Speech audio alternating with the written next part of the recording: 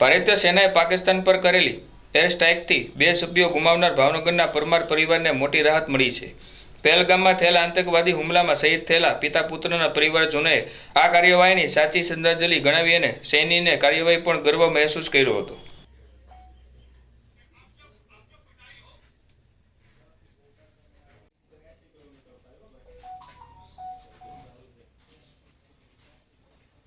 આજે પહેલગામમાં હુમલો થયો છે। આજે 15 દિવસ થયા છે।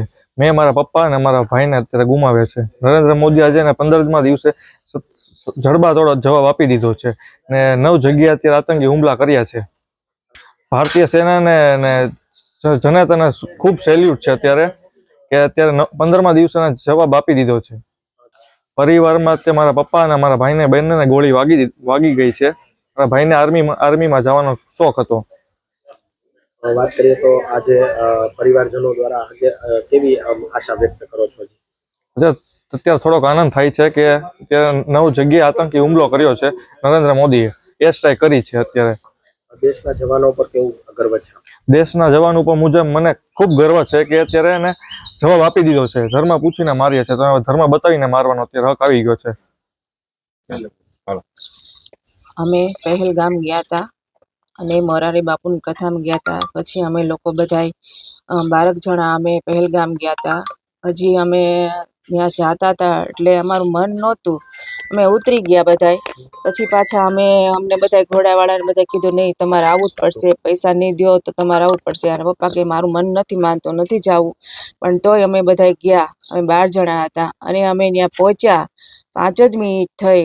આ લોકો મને કોઈની ઉપર વિશ્વાસ નથી, જે જમ્મુ કાશ્મીરમાં ખચ્ચરવાળા છે એની પર વિશ્વાસ નથી આવતો મને થોડોક ડાઉટ જેવું લાગે છે। અને અમે ત્યાં 5 જ મિનિટ પહોંચ્યા, હજી અમે બીજી મારા દીકરા સામુ મારા પતિ સામુ જોઉં છું ત્યાં ફાયરિંગ 2 હવામાં થયા। તમે આમનો જોવા રહ્યા અને મારા કાકા છે અરશદભાઈ નાથાણી એમ કીધું ભાગો, દોડો જલ્દી। ત્યાં અમે બધા દોડવા મળ્યા। ત્યાં હું હજી ગેટ આગળ પહોંચું ને તો મારા છોકરાને કોઈક એમ કીધું કે લેટ જાઓ, તો એ લોકો લેટ્યા। ત્યાં તો હું પાછું જોઉં તો મારા છોકરાની સામે ગોળી વાગી ગયેલી જોયું મેં। ત્યાં હું એને લેવા ગઈ ને તો એને લોહી લુહાણ મેં જોયો છે અને મારા પતિને માથામાં મારી દીધી, ગોળી વાગી ગઈ છે। અને મને એટલું દુઃખ છે કે મને આજે દેશની મારી ઉપર દુઃખ પડ્યું છે એવું કોઈ મારી ભારત દેશ માતા કે દીકરી માથે કોઈની માથે ન પડે એવું હું પ્રાર્થના કરું છું। અને મારા મોદી સાહેબ મારા ભગવાન છે, અમારું આખું ઘર અમે પૂજીએ છીએ અને મને પહેલેથી મારા દેશ પ્રત્યે તો મને બહુ લાગણી છે।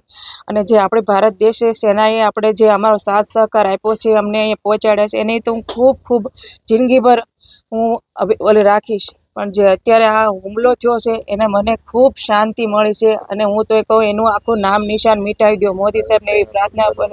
અને મારી જે ભારત સેના જે રક્ષણ કરે છે એને માટે મને ખૂબ ગર્વ છે અને મોદી સાહેબને હું ખૂબ આભારી માનું છું। ભારત માતા કી જય।